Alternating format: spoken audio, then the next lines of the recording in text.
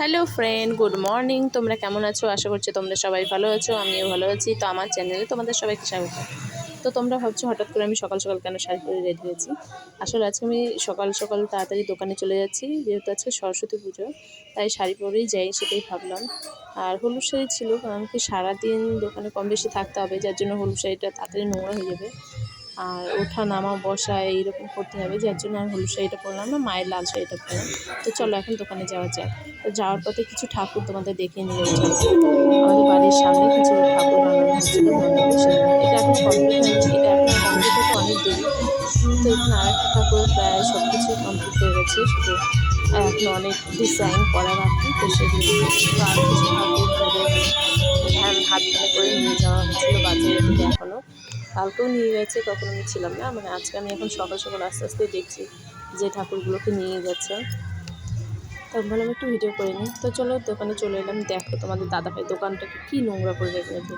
তো এগুলোকে তো আমার পরিষ্কার করতে হবে, চোখে আলো পরিষ্কার করে তারপরে ঘরবাড়ি ঝাড় দিয়ে নিই। তো ঘরবাড়ি ঝাড়টা দিয়ে মানে দোকান টোকান ঝাড়টা দিয়ে ঠাকুরের বাসন ধুয়ে এখন আমি ঠাকুরকে খেতে দেবো। তাও তোমাদেরকে ভিডিওতে দেখো তাও কতটা এখনও নোংরা রয়েছে। তো ঠাকুরের থালা বাসন ধুয়ে নিয়েছি আমি।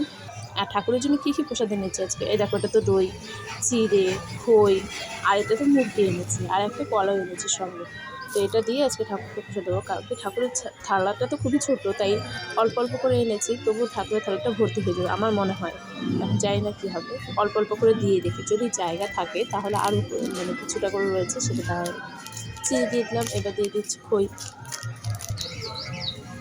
তো ঢেলে দেওয়া হয়ে গেল। তো চলো দেখি জায়গা হয় নাকি। মনে হয় সব কিছু জায়গা হয়ে যাবে, ছোটোখাটো করে দিলাম মুরগিটা দিয়ে দিলাম। এবার পাশে একটুখানি ফলটা দিয়ে দেবো। ও খইটা বেঁচে ছিল, সেটা ভাবলাম দিয়ে দিই, শুধু রেখে বা কী হবে। তো দিয়ে দিলাম। তারপর ফলটা দিয়ে দেবো। ফলটা দিয়ে দিলাম, এবার একটুখানি দই দিয়ে দিচ্ছি, দিয়ে ঠাকুরকে দিয়ে দেবো। তারপর ধূপ ধুনো দেখিয়ে পরে দোকানদারি শুরু করবো। জায়গা হচ্ছিল না, ওর মধ্যে একটুখানি করে দিয়ে সম্পূর্ণটা পূরণ করে দিলাম। আর এইটুকু দই রেখে দিই, কারণ পরে যখন যাকে প্রসাদ দেবো তখন এটা দিয়ে মেখে দিয়ে দেবো, তাহলেই হয়ে যাবে সরস্বতী পুজোর দই খই চিড়ামুড়ি যা যা দিয়ে মেখে খেতে হয় সেগুলো। তো ঠাকুরকে দিয়ে দিলাম দেখো। আর এখনও ধূপকাঠিটা ধরানো হয়নি, ধূপকাঠিটা ধরিয়ে দেখাবো, কারণ কি তার আগে একটু ভিডিওটা করে নিলাম। তো তারপর দেখো দোকানে ভাবলাম যে সমস্ত কিছু একটু দেখিয়ে দিই, আর সব কিছু এক সাইড করে গুছিয়ে দিলাম, নাহলে তো ভালো লাগছিলো না। চারদিকে এলোমেলো হয়ে থাকলে দোকানে ভালো লাগে না, বিছানো থাকবে সেটাই ভালো লাগে। তো তারপরে এর মধ্যেই দেখলাম দাদাটা চলে এসছে। তো ও পাশের দোকানে দিচ্ছিল, তো এক্ষুনি চলে আসবে আমার দোকানে, আমি রেডি হয়ে নিই। তো এই দাদাটা চলে এসেছিলো, এসে আমাকে মালগুলো দিয়ে গেল।